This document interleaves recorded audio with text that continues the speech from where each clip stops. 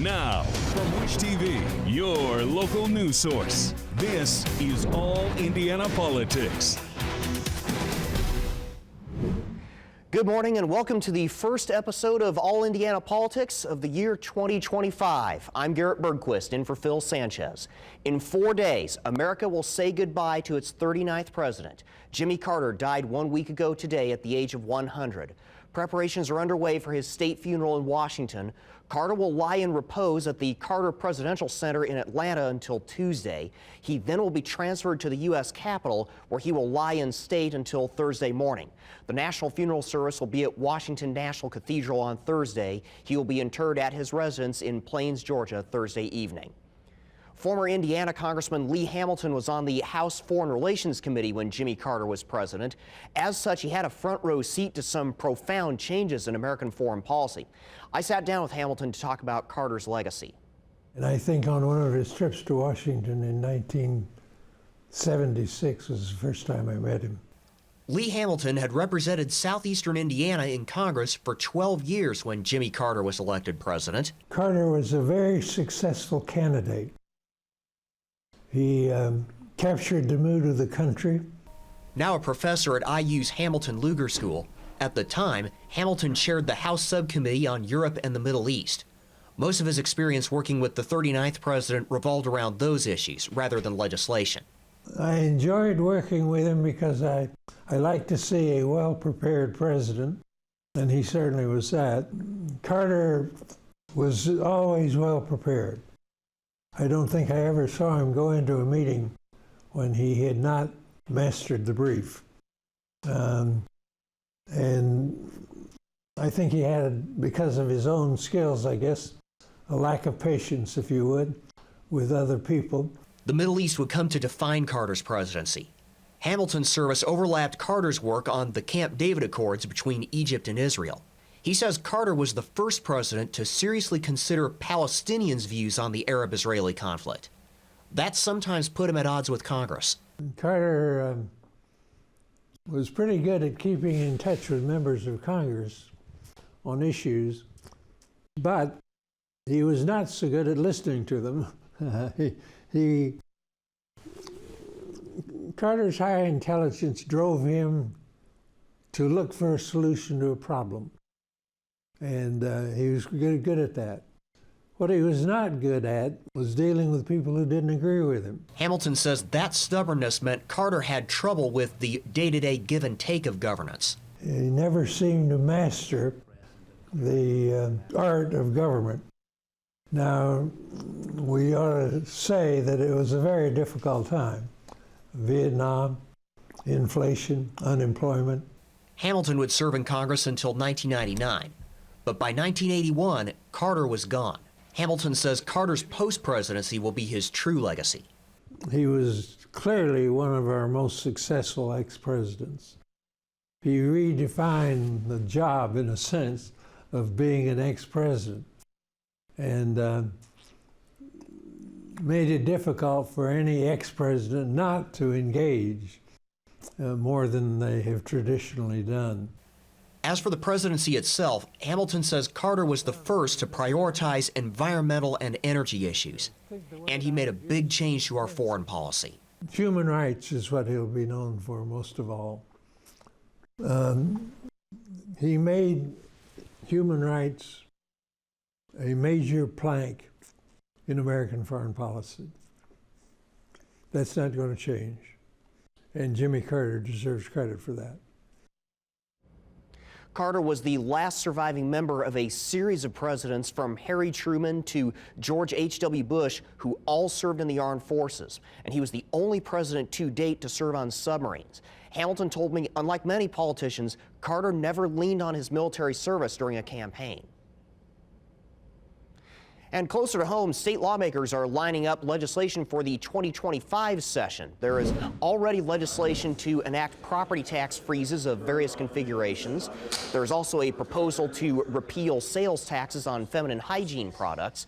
Democrats again plan to push legislation to raise teacher salaries and to expand eligibility for On My Way pre-K. Also on deck, a ban on transgender women on women's college sports teams. That bill is by the same lawmaker who wrote Indiana's ban on transgender girls on girls K through 12 teams. The measure also would require any out-of-state teams to provide at least 60 days notice if they have a transgender player on their roster. That notice would have to go to the coach, the athletic director, and every member of the team. LGBTQ rights groups say that forcibly outs transgender players and puts their safety at risk. The bill's supporters say this is about fairness and safety for cisgender women athletes. It doesn't stigmatize. It recognizes it's based on science. It's based on biology, which has to be recognized. I mean, we can't just wish biology away. We have to recognize that it has an impact. They've set this argument with people with race. They've set this argument with people with different religion. They set this argument with gender. So now we're doing it with transgender and everything. Just grow up. It's time to grow up and see people for people. The legislative session begins on Wednesday. It's scheduled to run until April 29th at the latest. Coming up, Indiana's best political team assesses Jimmy Carter's legacy and looks ahead to the 2025 legislative session.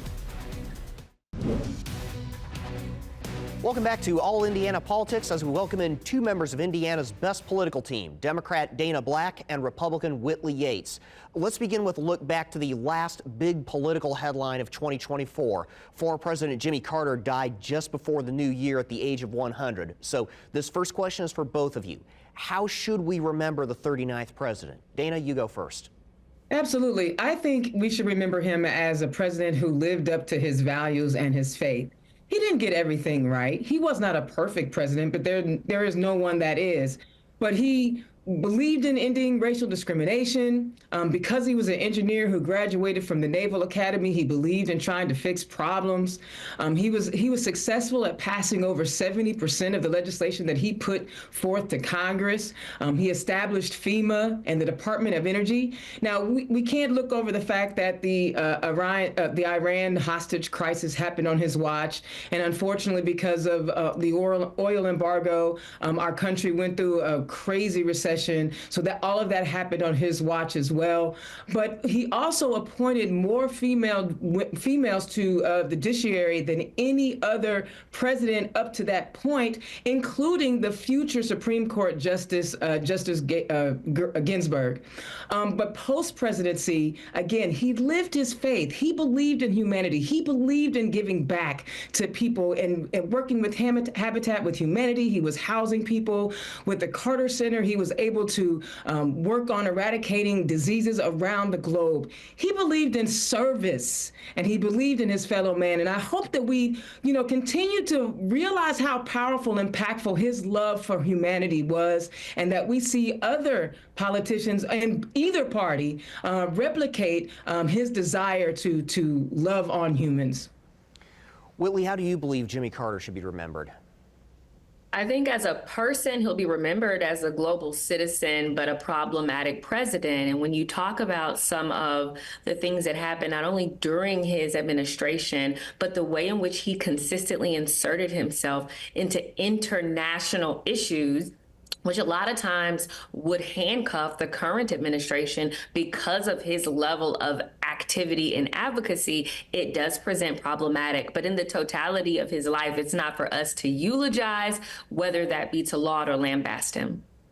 I will add, though, when you talk about him interjecting himself in international affairs, the Egyptian-Israeli peace treaty is still in place, and that is huge. And maybe he shouldn't have inserted himself in every situation, but in this case, when he did insert himself in it, the world was better because of it. That is your belief. I do strongly believe that's what you believe, but I think that we have many different areas, specifically looking at Jimmy Carter's relationship with former President Obama, where there was strained relationship because of his intentionality to insert himself in global conflicts. Well, we see that happening now, so I understand why that could seem problematic, because we see Trump, who hasn't even been inaugurated yet, has been inserting himself for the last 4 years. But again, in the totality, I believe that we'll remember him as maybe not the greatest president, not having the greatest presidency, but a great human. A great global citizen. I think we should put a pin in it right there. Yeah. I agree. Let's go ahead and turn to the year ahead now. So state lawmakers will gavel in on Wednesday. We have a new administration and a new budget. Whitley, Governor-elect Mike Braun has called for raising teacher pay in a financially sustainable way. That's the way he's put it to me. From what you've been seeing, what form might that take? I'm really glad that Governor-elect Mike Braun has decided to really tackle teachers' pay and want to do something that is fiscally sustainable, which is very, very important. And the way that we maintain fiscal sustainability is that it is not dependent wholly on what the General Assembly is going to do, but how in which we manage the finances that the state of Indiana has. But addressing teacher pay and looking at how we are equipping, supporting, and training teachers in the state of Indiana is a top priority for this administration. And I'm very excited to see the way in which they will sustainably have a path of succession for teachers. Dana, Democrats already are filing their own bills to raise teacher pay, and I've got about 90 seconds left in this segment. How likely is it we will see a deal on that this year? I would hope so. I mean, my goodness, our teachers are at the bottom scale in the nation, and we keep talking about, we want to churn out these exceptional humans who are going to be ready and prepared for the work that's needed in the future. But if you don't invest in the people who are actually teaching the young people, then you will not achieve that goal. So I hope he's successful, and I hope that we can get to some sort of compromise, because I haven't seen that this body has ever really wanted to address it to begin with. So hopefully this is a change. All right, so we will leave it there for a moment. When we come back, we'll address property taxes and much more coming out of the pike for 2025. Welcome back to All Indiana Politics. Still with us are Democrat Dana Black and Republican Whitley Yates. Let's turn to taxes, and especially property taxes. Dana, your party's nominee warned against changing property taxes in a way that jeopardizes local funding for emergency services and schools. Do the proposals we're seeing so far for the session that begins this coming Wednesday pose that risk, and how should lawmakers avoid it? So I'm not going to say they actually pose a risk, but I think it will always be problematic when we try to tinker with the funding for localities and then not give them the support that they need. We have seen across the state, even in smaller communities, where they've had massive floods and infrastructure issues and then not received the funding that they needed from the state to actually address it because the tax revenue wasn't there. So I'm going to hope and pray that these guys, I'm not a fiscal tax policy wonk, so I don't have the answer to all of that. But I do hope that they look at it clear-eyed and recognize that if you take money away from the localities, they will be handcuffed and they will not be able to get done what they need to get done. Whitley, the legislature's Tax Review Commission ultimately had very few concrete recommendations beyond some changes to the property tax system. Does a lack of specifics from the commission mean we might not see significant changes to either property or income taxes this year? I don't believe that that's necessarily true. I think what we've witnessed over the past 4 years through Biden inflation is that the price of homes skyrocketed, and through the price of the skyrocketing homes, so did the valuation of many people's property, which some people say, oh, that's a wonderful thing. But when you're paying that property tax bill and it's increased thousands of dollars, it makes it hard for everyday Americans that are fighting to just survive, specifically some of the most vulnerable populations like my grandfather in our elderly community. So I definitely think looking at some of the homestead exemption changes and taxes that have been already submitted in the Indiana General Assembly are going to be vetted, but also getting very creative about ways in which we are taxing not only our properties, but our income tax without choke holding or having the taxes really just take hold and reduce the amount of services that are provided through not only schools, but like she was saying, infrastructure and public safety dollars. Earlier in this show, I mentioned a new effort by Republicans to ban transgender female athletes from women's college sports teams. This is certain to cue up another fight over social issues. Whitley, first, does this suggest social issues will come to dominate this session? And second, do Republicans in the General Assembly and in Congress, for that matter, risk overplaying their hand if they focus on social issues? Absolutely not. I think this is a women's rights issue. And I think that it being something that has been submitted this early is important. And the truth is, women do not want to be in locker rooms and playing sports with biological men. This is not about hormones. It's about chromosomes. And I think what's important right now for Indiana is to make sure that they're safeguarding women's sports and protecting women at all costs. Dana, I'll let you respond, but I also want to turn the question I asked Whitley on its head. Did Democrats overplay their hand on social issues over the past few years? Absolutely not. And I like to look at this transgender issue from a very different perspective. One is we have intersex people, so many intersex people. There are as many intersex people as there are redheads in America. And what we need to address is the non-consensual gender assigning, non-medically necessary surgeries that we are giving infants, toddlers, and young adults. So what happens then? When you have intersex folks, you have a 50-50 chance of getting it right. Right. So now we allow these doctors to give these surgeries to these infants and children. And guess what? They get it wrong. Intersex people tell us every time they do one of these surgeries, we lead to more people being transgender. So now we're going to punish them 15 years later because a doctor did a medically unnecessary surgery on a young person. And now we're going to write legislation to say, oh, they got it wrong, so we're going to punish you. I think before we pass any more anti-transgender legislation, we need to ban medically unnecessary gender assigning surgeries to infants, toddlers, and young adults. We've got a little bit of time left. What's one topic we haven't talked about that you believe we need to watch carefully in the 2025 legislative session? Dana, you go first. We haven't talked about Medicare yet. There's a desire to curb the increased costs of Medicare and Medicaid. I should say Medicaid. These benefits help people whose families have children with severe health issues. We already have seen, because of people can't add in the State House, that families are suffering. So I think we need to address how we make sure that we take care of the people, the most vulnerable among us, because if we don't, we're going to have people who are suffering. Whitley, what do you think we need to watch for besides the topics we've mentioned already?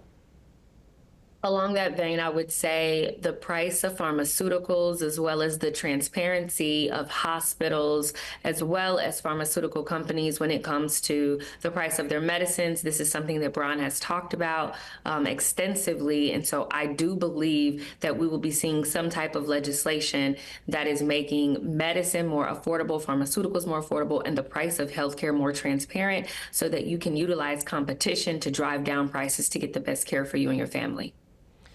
Let's turn to federal policy, for a moment. I got about 90 seconds left. President Joe Biden blocked Nippon Steel's acquisition of U.S. Steel. U.S. Steel runs the Gary Works. So that blocks foreign ownership for now, but it leaves U.S. Steel facing an uncertain future. Whitley, was this the right call? I do believe it's the right call to have less foreign owners in America, specifically of those types of assets in industries, steel, manufacturing, as well as some agriculture. Now, this does not provide a solution to the root cause, which is what we need, is how we are supporting American businesses. Dana, same question to you. Did President Biden get it right in this case?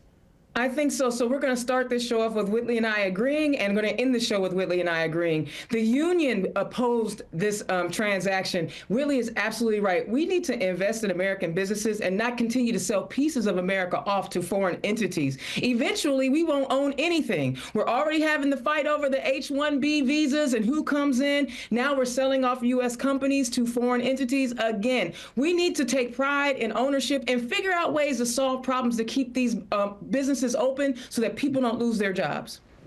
Right. I agree. We're not outsourcing the American dream. That's it. Well, I guess we better quit while we're ahead. Dana and Whitley, thank you so much. Happy New Year, and we will be right back. Happy New Year.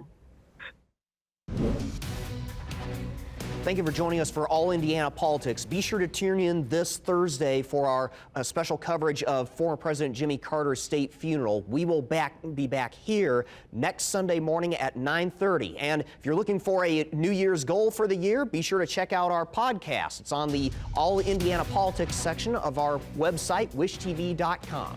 Have a great rest of your weekend.